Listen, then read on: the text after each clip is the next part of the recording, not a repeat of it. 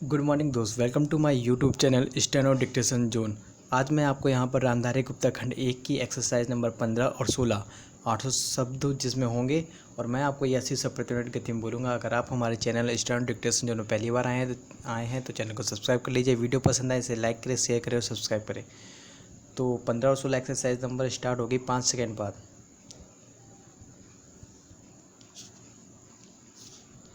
Start.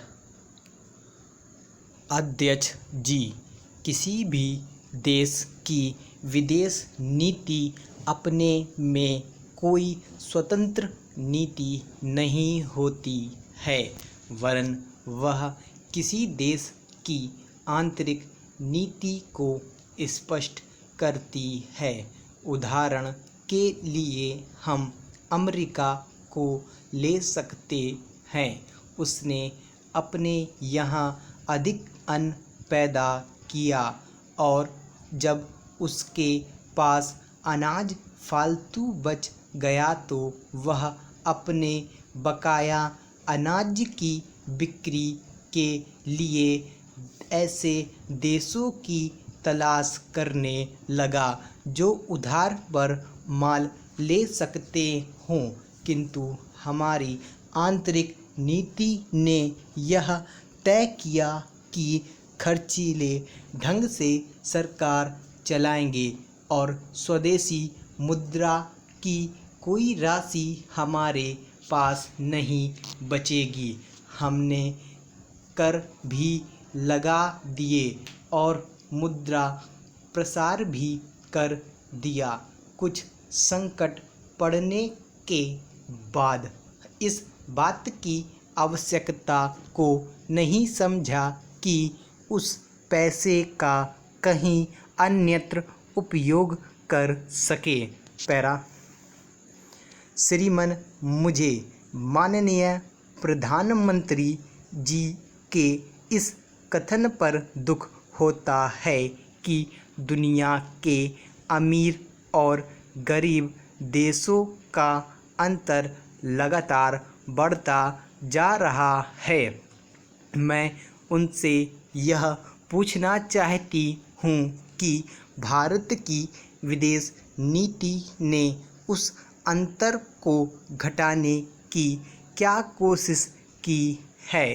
क्या भारत सरकार ने कभी दुनिया की पंचायत में यह कहने की हिम्मत की है कि बालिग मताधिकार के माध्यम से यूएनओ का चुनाव होकर एक संसद बनाई जाए? और क्या आप में यह देखने की हिम्मत है कि फौज के हिसाब से कर लगाकर एक विकास का खाता खोल दिया जाए?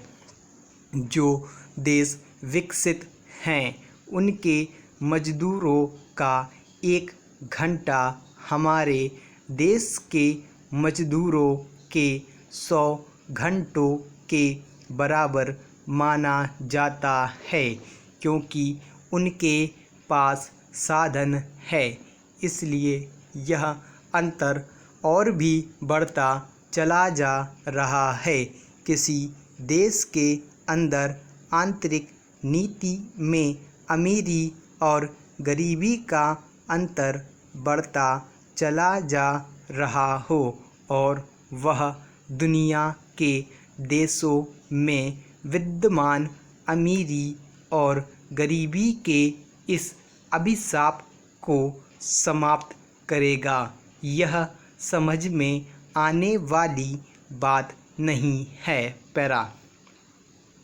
मैं अब आपका ध्यान एक और बात की ओर दिलाना चाहती हूँ। पूर्वी जर्मनी को मान्यता देते हमें परेशानी होती है, इसलिए कि शायद पश्चिमी जर्मनी को बुरा लगे, लेकिन पश्चिमी जर्मनी ने तो अपनी रक्षा का भार दूसरों पर छोड़ दिया है। उसने अपनी पूरी शक्ति इस बात पर लगा दी है कि अधिक से अधिक उत्पादन किया जाए।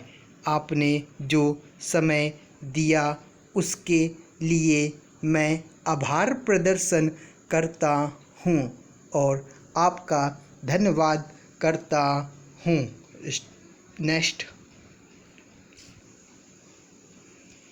अध्यक्ष जी, जिस समय पाकिस्तान ने भारत पर हमला किया था उस समय उन्होंने देश की रक्षा के लिए महत्वपूर्ण कार्य किया था।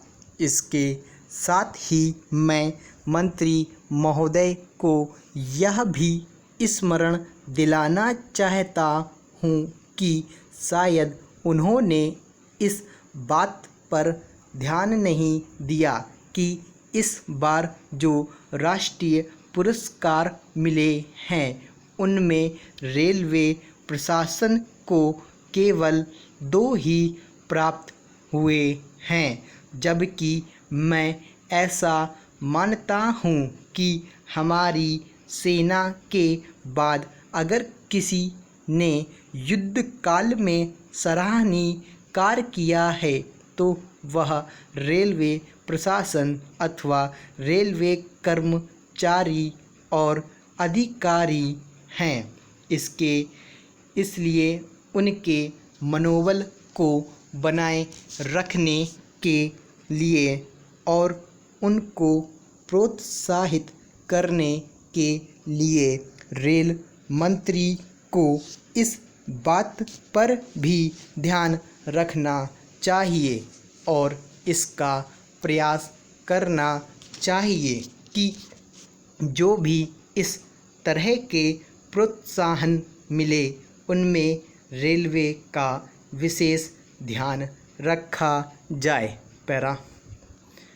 रेल मंत्री महोदय ने अपने वक्तव्य में भी रेलवे कर्मचारियों की प्रशंसा की है या उनको प्रोत्साहन दिलाया है, लेकिन यह प्रोत्साहन शांति काल में भी बना रहना चाहिए। रेलवे ने युद्ध काल में जो काम किया वह तो देश की रक्षा का महान उद्देश्य था, लेकिन उसके बाद देश के निर्माण में या गरीबी मिटाने के लिए जो युद्ध होता है उसमें भी प्रत्येक रेलवे कर्मचारी का मनोबल उसी तरीके से बना रहे। इसके लिए भी रेल मंत्री महोदय को कुछ कदम उठाने की आवश्यकता है। मैं ऐसा मानता हूँ कि वह किसी भी तरीके से करे, उनका तरीका कुछ भी हो, लेकिन उनको यह करना चाहिए कि जितने भी रेलवे कर्मचारी हैं, जो भी रेलवे को मुनाफा हो उसमें वह साझीदार हो।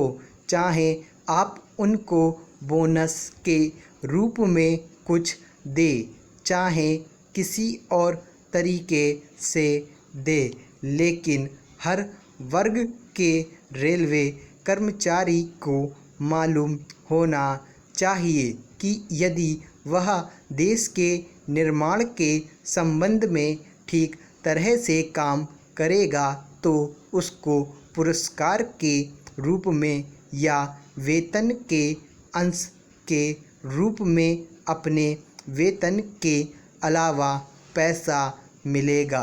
इसी प्रकार इस संबंध में मैं एक और सुझाव देना चाहता हूँ। स्वतंत्रता के बाद रेल प्रशासन भारत सरकार का प्रशासन हो गया, लेकिन यह लोकसभा एक विशेष उद्देश्य को लेकर चुनी गई है। यह उस कार्यक्रम का एक नमूना ही है। गांधी जी ने जीवन के सभी पहलुओं पर प्रकाश डाला था। धन को वे संयम से व्यय करने के हक में थे। स्टॉप। तो आपकी ये जो है दोनों आपकी पूरी 10 मिनट में कंप्लीट हो गई है। स्टॉप वॉच जो था, जो पहली वाली पूरी होने के बाद रुक गया था, तो ये सेकंड वाली के लिए अब लगाया था। तो अगर आपको ये डिक्टेशन पसंद आई हो, वीडियो अच्छा लगा हो, तो वीडियो को लाइक कर दीजिए, चैनल को सब्सक्राइब कर लीजिए। Thanks for watching this video.